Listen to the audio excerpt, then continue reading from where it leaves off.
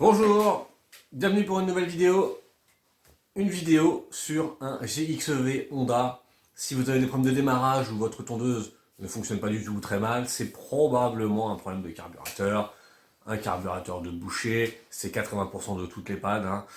Surtout avec les nouveaux carburants qu'on a en ce moment, c'est vraiment pas terrible. Je vais vous expliquer comment démonter le carburateur du moteur, car sur ces modèles-là, c'est pas si simple. Et ce qui vous intéresse le plus, comment nettoyer votre carburateur pour vous dépanner. Allez, on y va. Pour commencer, nous allons retirer le cache-filtre à air. Ça, c'est pas compliqué. Voilà, on retire le filtre à air. Maintenant, pour accéder à notre carburateur, qui est donc ici, je vous mets bien, il faut enlever la pipe. Alors, une clé de 10.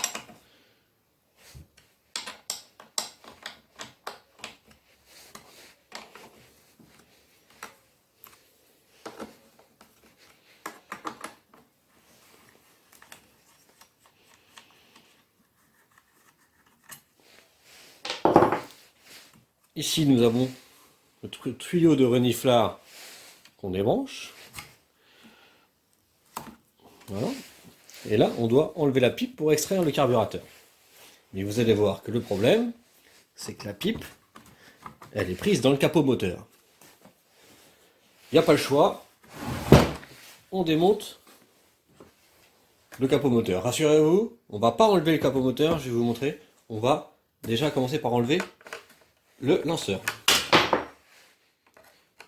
Une petite vis cruciforme.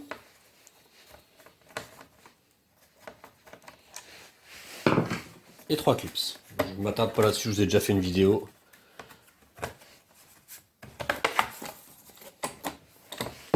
Voilà.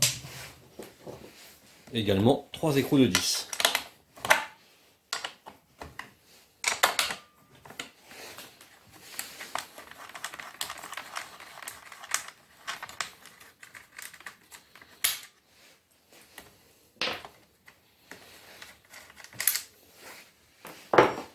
On retire notre lanceur. Le fait d'avoir retiré le lanceur a libéré notre fixation qui permet d'avoir le capot moteur, voilà, qui n'est plus fixé. Il tient toujours mais il n'est plus fixé. Ce qui fait qu'on va pouvoir maintenant déboîter notre coude là, de notre fixation de filtre à air du capot. Là, il faut déboîter, il faut y aller, il faut forcer. Voilà. Et on n'enlève rien d'autre. Ça suffit pour libérer la pipe. Enfin, pas la pipe, pardon, l'espèce de coude là. Et là, on enlève. Voilà. Ça nous permet d'accéder à notre carburateur. Maintenant, pour enlever le carburateur, il faut y aller tranquille. Posé, pas énervé. Déjà, on aperçoit qu'ici, on a un robinet d'essence. On va venir fermer l'essence.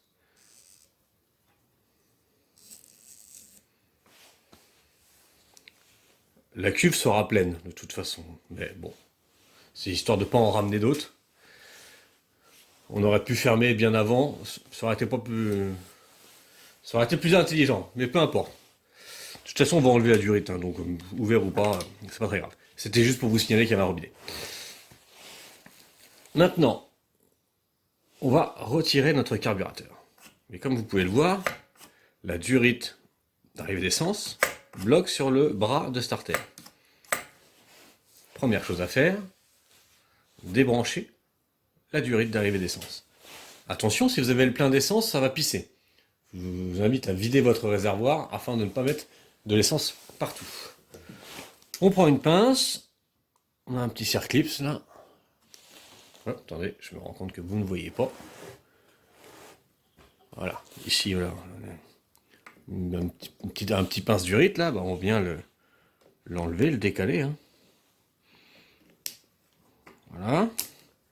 Et là on vient enlever notre durite. Voilà. La durite est retirée. Est-ce que le carbu s'enlève? Presque. On voit bien que l'étringle au-dessus bloque. On s'énerve pas. On va commencer par enlever notre tringle de régulation qui est derrière.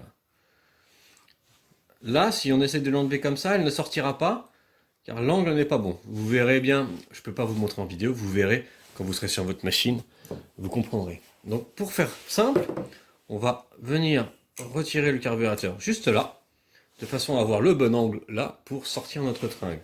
À partir de là, avec une petite pince, on vient prendre notre tringle et la faire sortir. Normalement, elle sort toute seule. Voilà. Elle est sortie sans forcer. On profite pour enlever également le ressort. Le petit ressort là. On l'enlève.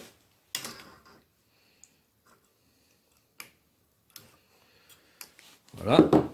Maintenant, ça ne sort toujours pas. Il y a toujours notre tringle de starter qui vient bloquer. Pour ça, une technique. Vous prenez un tournevis plat. Vous venez légèrement mettre une torsion comme ceci. Et là, vous faites levier par en dessous avec un tournevis plat. Vous allez voir que il va s'enlever. Excusez-moi, c'est dans l'autre sens la torsion, c'est comme ça. Là, vous venez appuyer comme ça, là. Et là, vous devrez réussir à le déboîter. Voilà.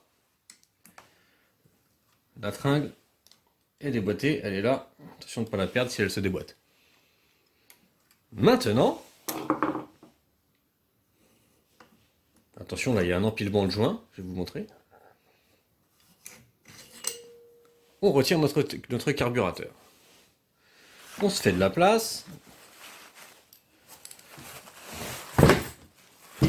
Bon, vous, le carburateur, il sera sur votre tondeuse. Hein. Moi, je le fais là parce que c'est plus facile pour que vous puissiez bien vous rendre compte des choses. Vous, votre moteur ne bougera pas. Donc, on se retrouve avec notre carburateur. Alors, il y a une bride et un joint. Si c'est en mauvais état, on les remplace. Dans un premier temps, on les enlève. On les met de côté. Essayez de faire ça méthodiquement, de placer les pièces dans le bon ordre afin de les remettre, quand vous allez remonter, de tout remonter dans le bon ordre. Maintenant, notre carburateur. Eh ben, on va l'ouvrir par la cuve. Clé de 10. Ça, c'est une vis pour purger la cuve. C'est pas celle-là qu'il faut démonter.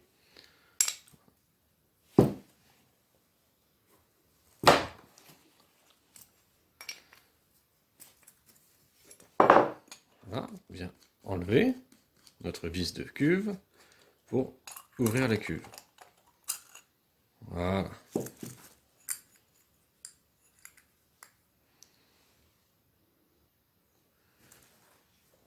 On met de côté.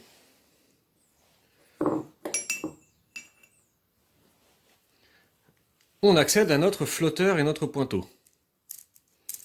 Avec un axe là. Un axe de flotteur. On vient retirer l'axe. On met dans la cuve au propre. On retire notre flotteur. Le pointeau qui est tombé, on le récupère. Pointeau. Voilà. Ça, c'est une vis de réglage de ralenti. Ça, c'est une vis de réglage de richesse. Si votre machine fonctionne, mais elle n'a pas un son très agréable, vous pouvez varier un tout petit peu la richesse. Ça joue ici.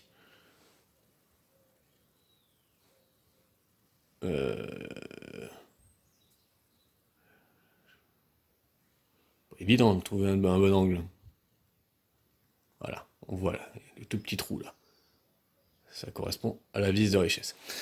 Donc maintenant, si on s'arrête à là et on nettoie comme ça, votre machine ne fonctionnera pas mieux. Il y a à l'intérieur un gicleur et un diffuseur qu'on voit à l'intérieur.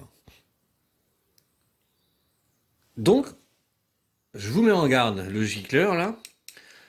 Ayez un tournevis adapté au gicleur, parce que sinon, les gicleurs sont très sensibles. Vous allez abîmer le gicleur, vous n'arriverez jamais à l'enlever. Donc on prend un tournevis adapté, on vient le démonter, le dévisser. Voilà. Si on a de la chance, le diffuseur va venir avec. En général, on n'a pas de chance. Il faut le débloquer, taper un peu pour qu'il vienne.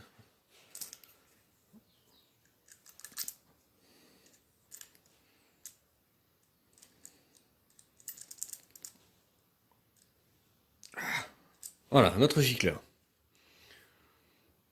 a bien débouché l'essence, à la soufflette. Et notre diffuseur, ah bah notre diffuseur, j'ai l'impression qu'il est déjà venu, il est là. Parfait. Ah voilà, parfait. Voilà le diffuseur. C'est cette pièce-là qui fait que vous êtes en panne. Vous allez, hop, mise au point. Il y a des minuscules petits trous. Non, la mise au point, il veut pas. Qu'est-ce qui lui plaît pas?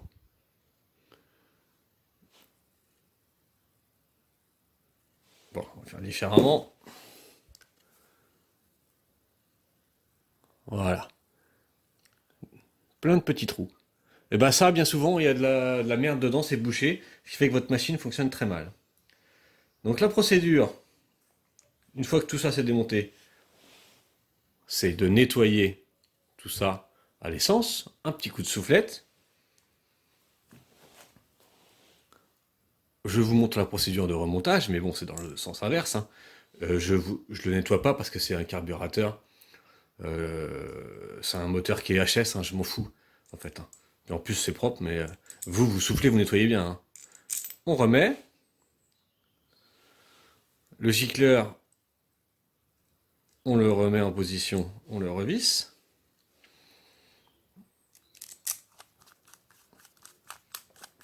Alors, si vous voulez pas vous embêter, il existe des bombes de nettoyant carburateur. Par exemple, comme ça, je vais vous montrer.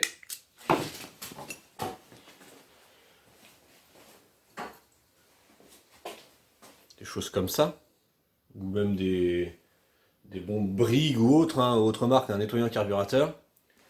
Vous injectez ça sur le diffuseur, dans le gicleur, et vous mettez un coup de soufflette. Et ça fera très bien l'affaire. Hein.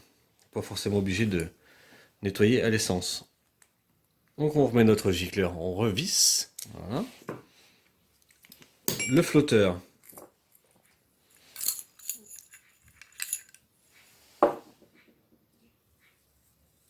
On vient remettre le pointeau. Le pointeau, on voit qu'il y a une espèce de petite épingle au-dessus là. C'est pour venir le mettre dans le gicleur là. Voilà. Le gicleur, on le met, pardon, le pointeau, on le remet dans son puits.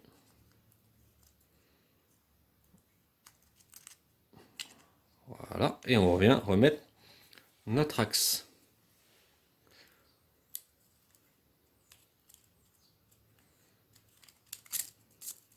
Voilà.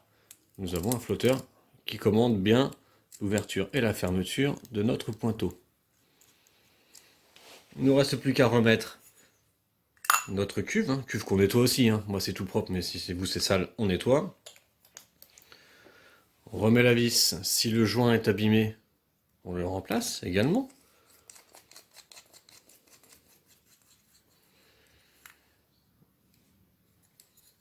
On essaie de mettre la vis de purge accessible hein, pour éviter de tout démonter si on veut purger. Et on vient serrer. Voilà, votre carburateur est propre. Vous êtes prêt à le remonter. On remet notre cale et notre joint. Attention, si votre cale et votre joint, les joints sont tout bouffés, on les remplace. Hein. Bon là ça va encore, mais on ne remonte pas des joints cassés ou HS. Hein. On les remplace. Voilà ce que je peux vous dire sur le démontage et le nettoyage du carburateur sur un GXV. Je ne vais pas vous faire un remontage complet, la vidéo serait longue et ça n'a pas grand intérêt. Vous avez vu comment j'ai démonté, il suffit de remonter méthodiquement de la façon inverse, hein. Voilà, bah écoutez, j'espère que ça vous a plu, et je vous dis à bientôt pour une autre vidéo. Ciao! Merci d'avoir regardé cette vidéo. Si elle vous a plu, je vous invite à vous abonner. Et si vous avez besoin d'aide, de me commander des pièces ou tout simplement de discuter avec la communauté, c'est le bouton rejoindre. À bientôt!